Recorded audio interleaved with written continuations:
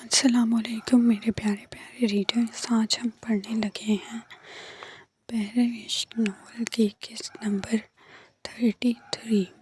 ماضی 6 سالہ جیا ہسپتال کے بیڈ پر یوں بے جان سی پڑی تھی جیسے اس کے ننھے وجود سے زندگی کی روشنی چھین لی گئی ہو۔ اس کے ماتھے پر سفید پٹی بندھی تھی جس کے کناروں سے ہلکا سا خون خشک ہو کر بھورا پڑ چکا تھا۔ دائیں بازو پر پلاسٹر چڑھا ہوا تھا جبکہ کوہنی کے قریب نداہٹ اور سوجن واضح تھی۔ اس کے نازک گھٹنے پر خراشیں تھیں جن پر دوا لگائی گئی تھی مگر سرخی اب بھی جھلک رہی تھی۔ ہونٹ کے کونے پر ہلکی سی چوٹ تھی جو ہر سانس کے ساتھ درد کا احساس دلا رہی تھی۔ اس کے ننھے وجود پر پڑی یہ چوٹیں اس حادثے کی گواہی دے رہی تھیں مگر اس کی آنکھوں میں چھپا خوف اس سے کہیں زیادہ گہرا تھا۔ سفید بستر، سفید دیواریں، سفید پردے، ہر طرف پھیلی یہ بے روح سفیدی اس کے ذہن پر ایسے وار کر رہی تھی جیسے اسے روشنی کے قید خانے میں بند کر دیا گیا ہو۔ اس کی آنکھیں کھلی تھیں مگر ان میں زندگی کی کوئی چمک نہ تھی، صرف خوف، گہرا بے آواز خوف۔ سیڑھیوں سے گرنے کی وجہ سے یہ شدید صدمے میں چلی گئی ہیں، اسی شوق کی وجہ سے بول نہیں پا رہی، لیکن یہ عارضی ہے، کچھ وقت میں نارمل ہو جائیں گی۔ ڈاکٹر کی آواز جیسے دور کہیں گونج رہی تھی۔ سکندر نے کپکپاتے ہونٹوں سے شکر کا کلمہ پڑھا اور جھک کر جیا کی پیشانی چوم لی، احتیاط سے تاکہ پٹی کو تکلیف نہ پہنچے۔ اس کے دل میں طوفان مچ رہا تھا، یہ کب کیسے ہو گیا، میں کیسے سوتا رہا، اور اس کا کمرہ باہر سے بند، کیا یہ منان کی حرکت تھی؟ یہ خیال آتے ہی اس کی آنکھوں میں خون اتر آیا۔ اب اسے آرام کرنے دو۔ مائرہ خان کی آواز نرم تھی مگر اس نرمی میں عجیب سی ٹھنڈک چھپی تھی۔ سکندر نے آخری بار جیا کے چہرے پر نظر ڈالی، اس کے زخم، اس کی خاموشی، اور پھر بھاری قدموں سے باہر نکل گیا۔ دروازہ بند ہوتے ہی کمرے کی فضا بدل گئی۔ جیا کی نسیں جیسے ہی مائرہ خان سے ٹکرائیں، اس کا ننھا وجود کانپ اٹھا۔ اس کے زخمی ہاتھ نے بے اختیار چادر کو اور زور سے جکڑ لیا جیسے وہی اس کا آخری سہارا ہو۔ کلک، دروازہ اندر سے لاک ہو چکا تھا۔ وہ آہستہ آہستہ اس کی طرف بڑھی، ہر قدم جیسے دیا کے دل پر پڑ رہا تھا۔ یہ مت سمجھنا کہ تم بچ گئی ہو۔ ان کی آواز دھیمی مگر زہر میں بجھی ہوئی تھی۔ تمہارے باپ اور بھائی تمہارے لیے پاگل ہو رہے ہیں کیونکہ انہیں ابھی یہ نہیں پتا کہ تم نے کیا کیا ہے۔ جیا کا سانس اٹک گیا، زخمی سینہ تیزی سے اٹھنے لگا جس سے اس کی پسلیوں میں درد کی لہر دوڑ گئی۔ اگر تم چاہو، اچانک ان کا لہجہ بدل گیا، میٹھا، خطرناک حد تک میٹھا، تو میں تمہاری مدد کر سکتی ہوں۔ جیا کا ذہن سن ہو چکا تھا۔ چاہتی ہو کہ وہ کبھی سچ نہ جان سکیں؟ اس نے فوراً ہاں میں سر ہلایا۔ آنکھوں سے آنسو کانوں تک بہہ گئے۔ زخموں پر گرتے تو ہلکی سی جلن اٹھتی۔ تو پھر تمہیں وہی کرنا ہوگا جو میں کہوں گی۔ خاموشی، بھاری، دم گھونٹ دینے والی۔ یا پھر وہ مڑی، میں ابھی جا کر سب بتا دیتی ہوں اور پھر وہ تم سے نفرت کریں گے۔ جیا کی آنکھیں خوف سے پھیل گئیں، وہ جھٹکے سے اٹھی۔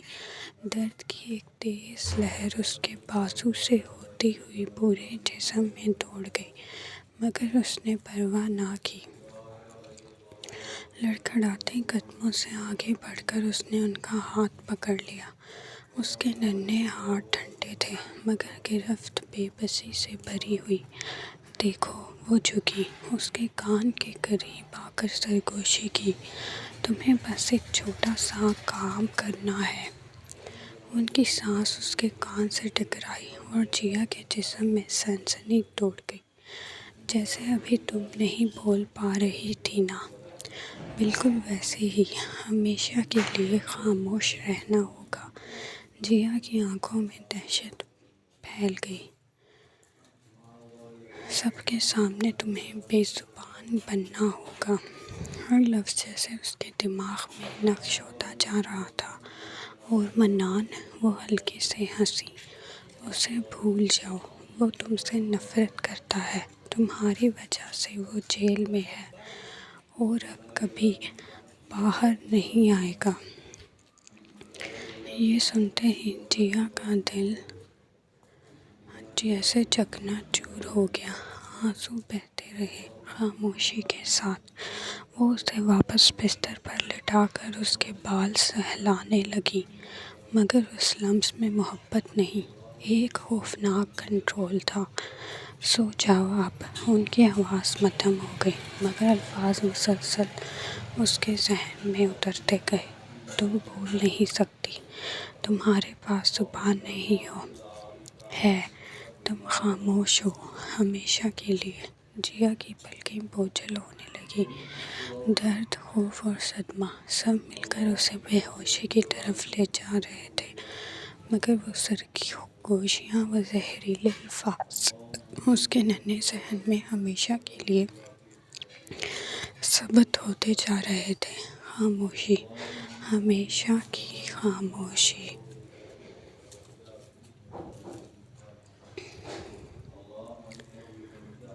گل رانا کپڑے بدل چکی تھی۔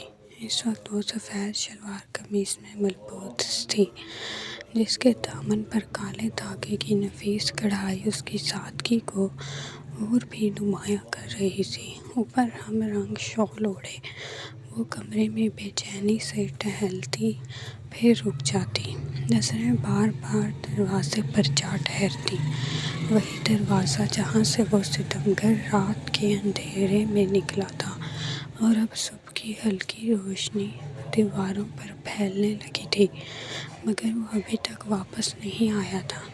مگر اسے انتظار اس شخص کا نہیں تھا، بلکہ اس خبر کا تھا جو اس کے ساتھ جڑی ہوئی تھی۔ پتہ نہیں بھلا آج اب کیسا ہوگا۔ خیال آتے ہی اس کی آنکھوں میں نمی تیر گئی۔ ایک آنسو گال پر ڈھلک آیا، جسے اس نے جلدی سے پونچھ لیا، جیسے خود سے بھی اپنی کمزوری چھپانا چاہتا ہو۔ مما، آپ پھر رو رہی ہو؟ ننھی سی آواز نے اسے چونکا دیا۔ تیمور بستر پر اٹھا بیٹھا تھا،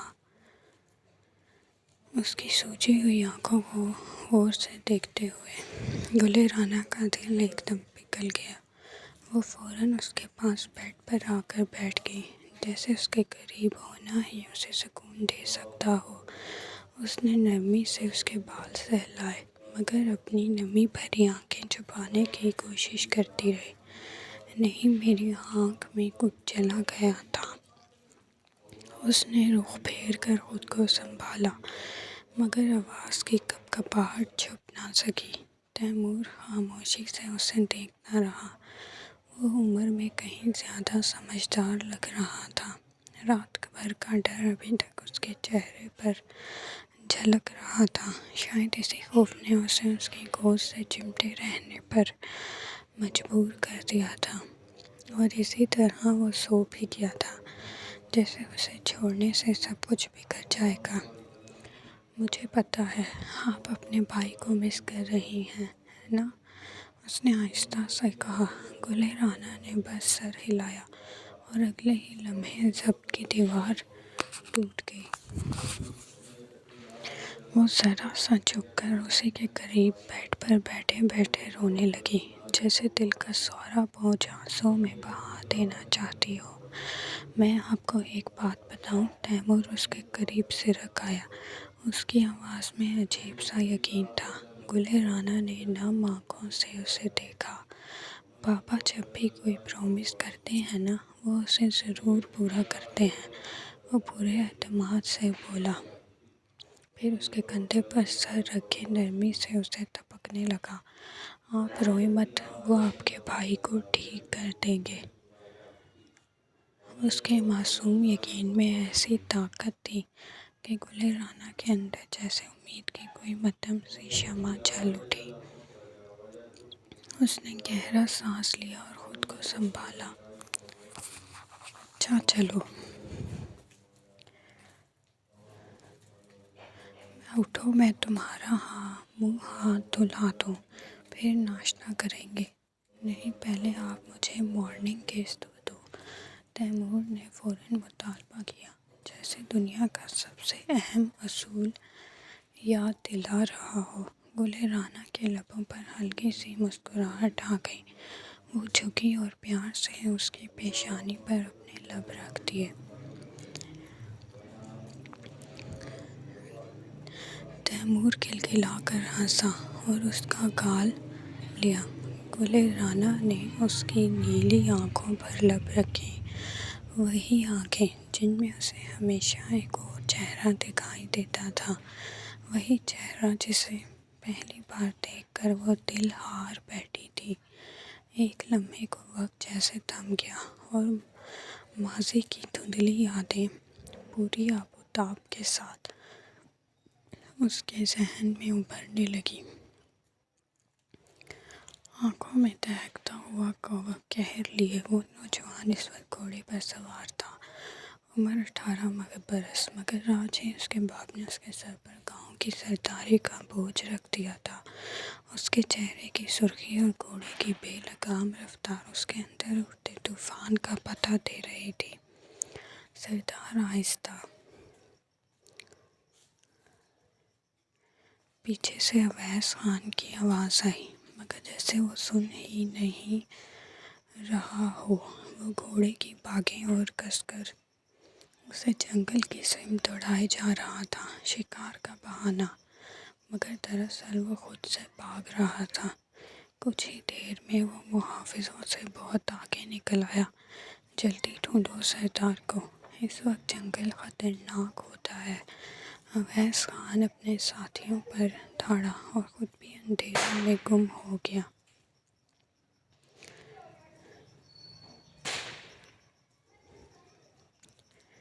ادھر کافی فاصلے پر پہنچ کر سکندر نے گھوڑے کی رفتار آہستہ کر دی۔ شام کے سائے زمین پر پھیلنے لگے تھے، مگر اس کے اندر کا اندھیرا اس سے کہیں گہرا تھا۔ وہ گھوڑے سے اترا اور ایک درخت پر پوری قوت سے مکہ دے مارا۔ آخر پاپا سمجھتے کیوں نہیں؟ مجھے نہیں چاہیے یہ سرداری، ابھی نہیں۔ اس کی آواز جنگل میں گونج اٹھی۔ بے بسی، غصہ اور بغاوت سب ایک ساتھ چیخ اٹھے تھے۔ اسی لمحے اس کی نظر کچھ فاصلے پر پڑی۔ ایک ننھا ہرن، معصوم اور بے خبر۔ سکندر کی آنکھوں میں ایک لمحے کو صفائی چمکی۔ اس نے بندوق کندھے پر ٹکائی، قدم آہستہ کیے، سانس روک کر نشانہ باندھا۔ ایک نسوانی چیخ نے فضا چیر دی۔ ہرن پل بھر میں غائب ہو چکا تھا، مگر سکندر کا دھیان اب شکار پر نہیں تھا۔ وہ تیزی سے آواز کی سمت بڑھا۔ چند قدم آگے ایک گہرا گڑھا تھا، شکاری جال، جہاں جانور گر کر درندوں کا شکار بنتے تھے۔ بچ جاؤ! کمزور ٹوٹتی ہوئی آواز نے اس کے قدم روک دیے۔ وہ جھکا اور نیچے دیکھا۔ وہاں ایک کمسن لڑکی پڑی تھی، 11 شاید 12 سال۔ اسکول کی پھٹی ہوئی وردی، ماتھے سے بہتا خون اور سفید برقع جھاڑیوں میں الجھا ہوا۔ گل رانا نے نیم بے ہوشی میں آنکھیں اٹھائیں۔ دھند میں اسے ایک چہرہ نظر آیا، سرخ و سفید، روب دار، جیسے کوئی کہانیوں کا شہزادہ۔ شہزادہ! اس کے لب ہلے۔ مجھے ہاتھ دو۔ سکندر نے جھک کر ہاتھ بڑھایا، مگر وہ ہل بھی نہ سکی۔ اس کی نظر اس کے زخمی پیر پر گئی، گہری چوٹ جسے اس نے اپنے دوپٹے سے باندھ رکھا تھا۔ ہلو مت، میں آ رہا ہوں۔ وہ احتیاط سے گھڑے میں اترتا اس کے قریب پہنچا، اس کی گردن کے پیچھے ہاتھ رکھ کر سہارا دیا۔ کھڑی ہو سکتی ہو؟ جواب میں صرف درد سے بھرا انکار ملا۔ اگلے ہی لمحے اس نے اسے اپنے بازوں میں مضبوطی سے اٹھا لیا۔ گلِ رانا سہم گئی، اس کے ہاتھ بے اختیار اس کی قمیض میں جکڑ گئے۔ اس کے گال شرم اور خوف سے دہک اٹھے۔ زندگی میں پہلی بار کسی نامحرم کے اتنے قریب تھی۔ میرا برقع، فضول باتیں مت کرو، وہ سختی سے بولا۔ ابھی جان بچانا ضروری ہے، پردہ نہیں۔ اس نے اپنی سیاہ اجرت اتار کر دونوں کے گرد لپیٹ لی تاکہ چڑھتے وقت وہ اس سے جدا نہ ہو سکے۔ پھر گھڑے کی دیوار کی طرف بڑھا، پتھروں پر قدم جما کر ایک ایک قدم سنبھالتے اپنے وزن اور اس کے بوجھ کو متوازن رکھتے وہ اوپر چڑھنے لگا۔ کئی بار اس کا پاؤں پھسلا، مگر ہر بار اس نے خود کو سنبھالا۔ انگلیاں پتھروں میں دھنس گئیں، بازوں کی رگیں تن گئیں، سانس بھاری ہو گئی، مگر اس نے ہمت نہ ہاری۔ آخر کار ایک مضبوط پتھر پر قدم جما کر اس نے خود کو اوپر کی طرف دھکیلا اور اگلے ہی لمحے وہ گھڑے سے باہر تھا۔ گلِ رانا اب بھی اس کے سینے سے لگی تھی۔ تم پاگل ہو، اس وقت یہاں کیا کر رہی تھی؟ اسکول سے آ رہی تھی، راستہ بھٹک گئی۔ آج بھائی ساتھ نہیں تھا نا، اس نے چھٹی کر لی تھی۔ اس کی آواز ٹوٹ رہی تھی، آنکھوں سے آنسو بہہ رہے تھے۔ بھائی کے بغیر کیوں نکلی؟ وہ خاموش رہی۔ کیسے بتاتی کہ جس بھائی کی وہ بات کر رہی تھی وہ تو خود اس سے کتنے سال چھوٹا ہے، اور ایک وہ خود ہے جسے راستے کبھی یاد ہی نہیں رہتے۔ چلو گھر چھوڑ دیتا ہوں تمہیں۔ نہیں، وہ خوف سے کانپ گئی۔ اماں مارے گی، لکڑی سے بہت مارے گی۔ سکندر کی پیشانی پر بل پڑ گئے۔ کیوں دیر ہو گئی ہے؟ وہ سسکیوں میں ڈوب گئی۔ میں بات کروں گا ان سے۔ وہ اسے سہارا دینے ہی والا تھا کہ سانپ اس کی چیخنے وقت کو جیسے روک دیا۔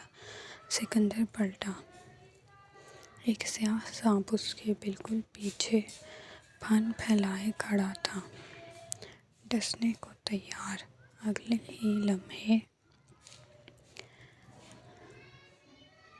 بجلی کی سی تیزی سے اس نے اس کی گردن دبوچ لی۔ بار اس کا سر زمین پر دے مارتا رہا جب تک کہ وہ تڑپ کر ساکت نہ ہو گیا۔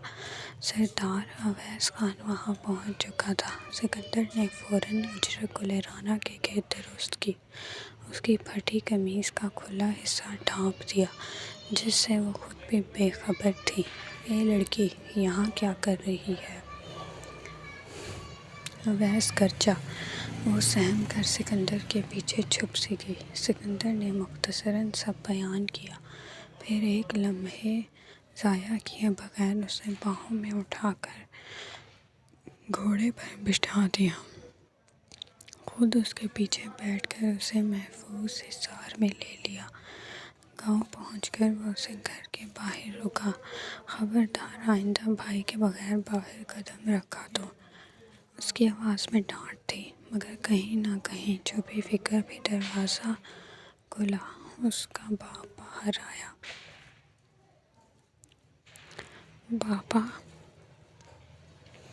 وہ ان سے لپٹ گئی۔ اویس خان معاملہ سمجھا رہا تھا، مگر سکندر کی نظر صرف ایک بار پھر اس پر گئی۔